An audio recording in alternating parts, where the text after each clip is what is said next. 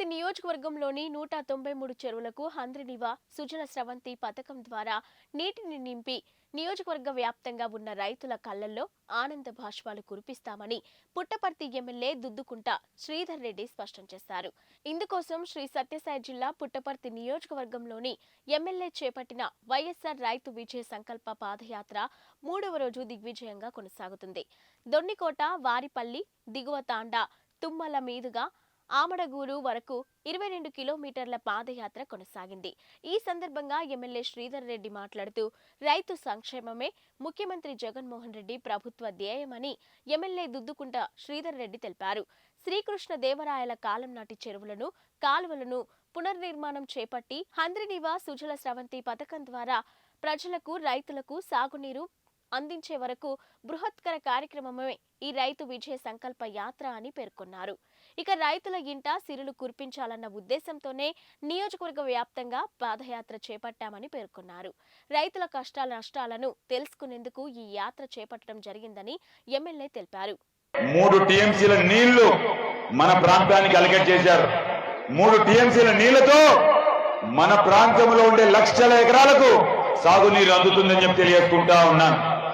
అదేవిధంగా 864 కోట్ల రూపాయలతో పరిపాలన అనుమతులు ఇచ్చి మన ప్రాంతంలో ప్రతి ఎకరా చేనుకు రైతు పాదాల ముంగిటికి కృష్ణా జలాలు తీసుకొని వచ్చేది జగనన్నే జగనన్నే జగనన్నే. చంద్రబాబు నాయుడు, పల్లె రఘునాథ్ రెడ్డి వీళ్ళ నైజం ఎలాంటిదంటే మీరు గమనించుకోండి. ఒక్కసారి చాలా మంది అక్కచెల్లెమ్మలు ఉన్నారు.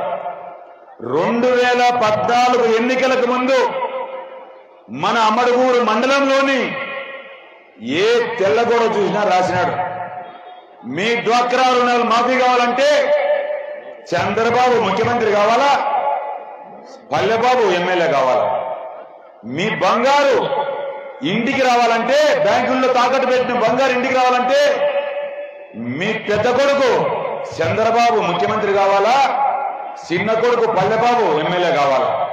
పల్లె కొడుకు ఏమో ఎమ్మెల్యే, మంత్రి, విప్ప, ఓడిపా, మన బంగారేమో బ్యాంకులు ముద్దలు చేసి గోళీలు కాయ చేసి అమ్మి పడేసినారు.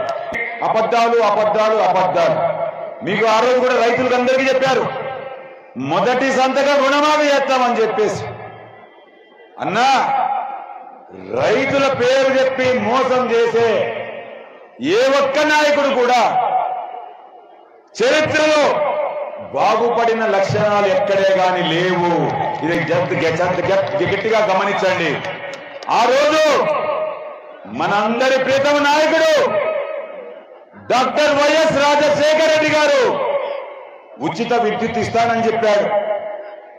నేను ఎదుగూరి సందింటి రాజశేఖర రెడ్డి అని ప్రమాణ స్వీకారం చేసిన మరుక్షణమే తొలి సంతకం పెట్టాడు ఉచిత విద్యుత్ మీద.